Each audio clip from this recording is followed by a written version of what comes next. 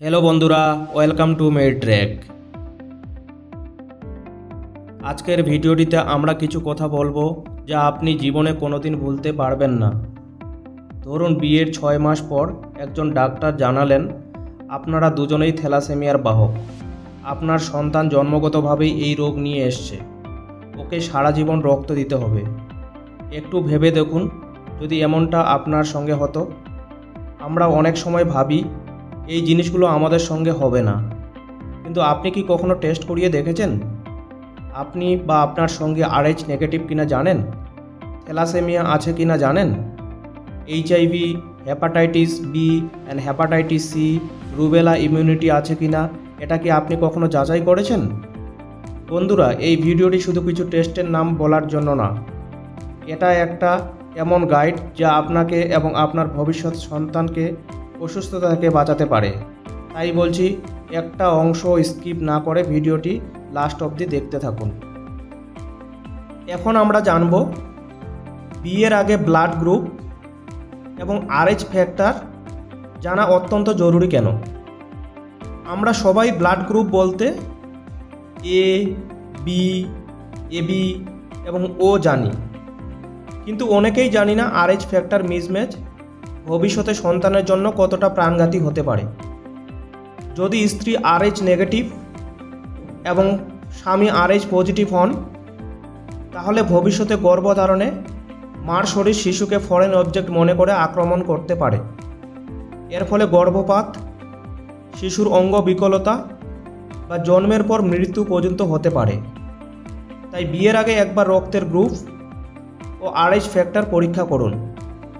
যদি মিসম্যাচ থাকে তাহলে ইনডাইরেক্ট কমস টেস্ট বা ICT করানো উচিত এবং প্রেগন্যান্সির সময় NTD ইনজেকশন নেওয়া যায়।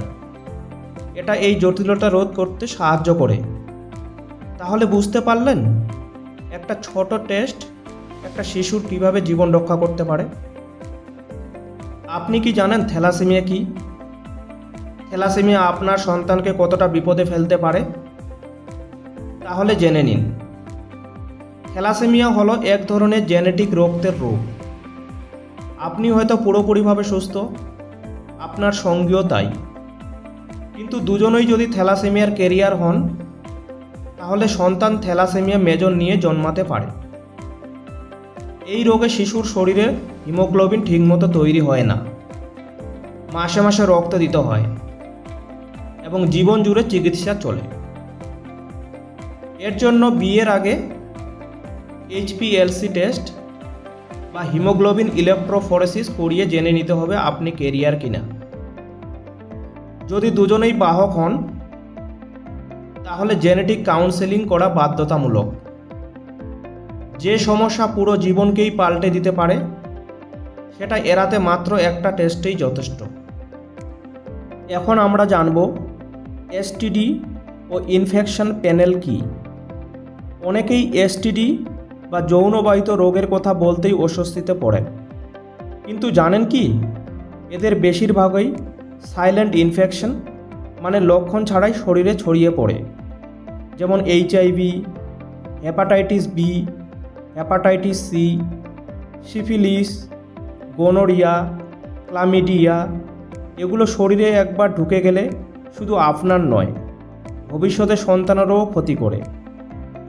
বিয়ের আগে এবং সন্তান নেওয়ার পরিকল্পনার আগে যেগুলি টেস্ট করা বাধ্যতামূলক, যেরকম HIV-1 এবং HIV-2, HBsAg মানে হেপাটাইটিস বি, NTHCV মানে হেপাটাইটিস সি, VDRL মানে সিফিলিস, গোনোরিয়া, ক্লামিডিয়া, ইউরিন বা সোয়াব টেস্ট।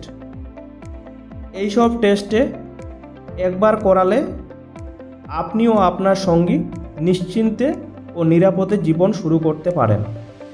ভালোবাসা মানেই শুধু অনুভব নয়, সচেতনতাও। এখন আমরা জানব রুবেলা ইমিউনিটি রোগ কী এবং এটি আপনার সন্তানের উপর কী কী প্রভাব ফেলতে পারে। রুবেলা দেখতে সাধারণ ভাইরাল জ্বরের মতো, কিন্তু গর্ভাবস্থায় মায়ের শরীরে এই ভাইরাস ঢুকলে কনজেনিটাল রুবেলা সিনড্রোম হতে পারে।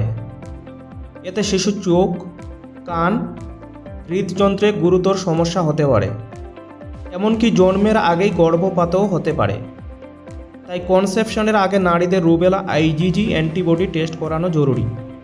যদি অ্যান্টিবডি না থাকে তাহলে এমএমআর ভ্যাকসিন নিতে হয় এবং টিকা নেওয়ার পরে অন্তত 1 মাস গর্ভধারণ এড়াতে হয়। একটা ভ্যাকসিন, একটা ছোট টেস্ট ভবিষ্যৎ সন্তানকে মারাত্মক রোগ থেকে রক্ষা করতে পারে। এখন জানব পারিবারিক ইতিহাস জানা ও জেনেটিক কাউন্সেলিং করা অত্যন্ত গুরুত্বপূর্ণ কেন। অনেক রোগ বংশানুক্রমে ছড়ায়, যেমন autism, bipolar disorder, schizophrenia, sickle cell disease, muscular dystrophy ইত্যাদি। যদি পরিবারে এমন কোনো রোগের ইতিহাস থাকে তাহলে সঙ্গীকে জানানো ও জেনেটিক কাউন্সিলরের সঙ্গে কথা বলা অত্যন্ত গুরুত্বপূর্ণ। কিছু ক্ষেত্রে ক্যারিওটাইপিং বা ক্যারিয়ার টেস্টিং দরকার হতে পারে। সময় মতো জানা গেলে অনেক জটিলতা এড়ানো সম্ভব। জীবনের বীজ আপনি, আপনার ডিএনএতেই ভবিষ্যৎ গড়ে উঠবে। বন্ধুরা, এখন আমরা কথা বলবো প্রি কনসেপশন ফার্টিলিটি টেস্ট নিয়ে, মানে সন্তান নেওয়ার আগে নারীর ও পুরুষের শরীর প্রস্তুত আছে কিনা সেটা বোঝার জন্য কিছু দরকারি টেস্ট। অনেক দম্পতি বিয়ের 2-3 বছর পর হতাশায় পড়েন, কেন সন্তান আসছে না। অথচ বিয়ের আগেই যদি এই সাধারণ কিছু টেস্ট করে নেওয়া যায় তাহলে অনেক বড় ঝুঁকি এড়ানো সম্ভব। নারীদের জন্য কিছু সাধারণ টেস্ট, যেরকম AMH, এটা বলে দেয় একজন নারীর ডিম্বাণু রিজার্ভ কেমন আছে।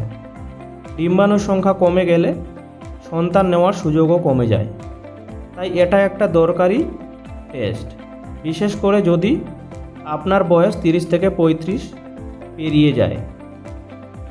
TSH, FSH, LH এগুলি হরমোন ব্যালেন্স বোঝার জন্য করা হয়।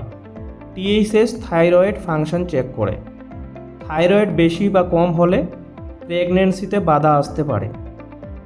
FHH ও LH বলে দেয় শরীর ঠিকমতো ডিম্বাণু তৈরি করছে কিনা।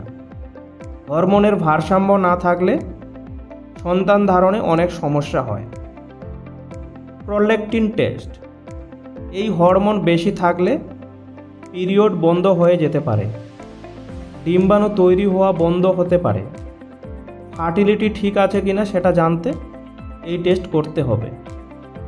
পেলভিক আল্ট্রাসাউন্ড, এটি জরায়ু ও ডিম্বাশয়ের সঠিক গঠন আছে কিনা সেটা দেখার জন্য, যেমন PCOS, ফাইব্রয়েড বা জরায়ুতে অন্য সমস্যা থাকলে এই স্ক্যানেই ধরা পড়ে। এগুলো থাকলে প্রেগন্যান্সি জটিল হতে পারে। পুরুষদের জন্য যেগুলি টেস্ট করতে হবে সেগুলি হচ্ছে সিমেন অ্যানালিসিস, শুক্রাণু পরীক্ষার সবচেয়ে গুরুত্বপূর্ণ ধাপ। এখানে দেখা হয় শুক্রাণুর সংখ্যা, গতি ও গঠন। এই 3টি ভালো না থাকলে সন্তান ধারণে দেরি হতে পারে বা IVF এর দরকার হতে পারে। এটাই পুরুষদের জন্য প্রাথমিক এবং সবচেয়ে দরকারি টেস্ট। টেস্টোস্টেরন, পুরুষ হরমোনের স্তর চেক। টেস্টোস্টেরন যদি কম থাকে তবে যৌন ক্ষমতা ও শুক্রাণু উৎপাদন দুইই কমে যায়। এটা শুধু সন্তান নয়, ওভারঅল ওয়েলবিং এর জন্য দরকারি। ভেরিকোসেল টেস্ট, অনেক পুরুষের টেস্টিকুলার ভেইনস ফুলে যায়, যাকে বলে ভেরিকোসেল। এটা থাকলে শুক্রাণুর মান খারাপ হয় এবং কাউন্ট কমে যায়। আল্ট্রাসাউন্ড করলে সহজে ধরা পড়ে। বন্ধুরা, এগুলো কোনো জটিল বা ব্যয়বহুল টেস্ট নয়, কিন্তু আপনারা যদি এগুলো আগেভাগেই করিয়ে নেন ভবিষ্যতের অনেক দুশ্চিন্তা, মানসিক চাপ, চিকিৎসার খরচ সবই কমে যাবে। আপনি যদি এখনই সচেতন হন আগামী দিনের সুখকর পরিবার গঠনে নিশ্চিত করতে পারবেন। এই ভিডিওটি শুধুমাত্র ইনফরমেশনের জন্য নয়, এটা একটা অনুরোধ আপনার সঙ্গীর আর আপনার ভবিষ্যতের সন্তানের সুস্থতার জন্য। বিয়ের আগে এই টেস্টগুলি করিয়ে নিন। সন্তানের পরিকল্পনা করার আগে স্ক্রিনিং করাবেন। আমি ব্যক্তিগতভাবে রিমাইন্ড করব, আপনারা দুজনে একসঙ্গে বসে এই ভিডিওটি দেখুন আর সময় মতো টেস্ট করান। যদি মনে হয় এই ভিডিওটি কাউকে সাহায্য করতে পারে, দয়া করে শেয়ার করুন। আর মেডট্রেকে সাবস্ক্রাইব করতে ভুলবেন না। আমরা রোজ আপনাদের জন্য সহজ ভাষায় স্বাস্থ্যের কথা বলি। এই চ্যানেলটা শুধু ভিডিওই নয়, এটা সচেতনতার সঙ্গী। ভালো থাকুন, সুস্থ থাকুন।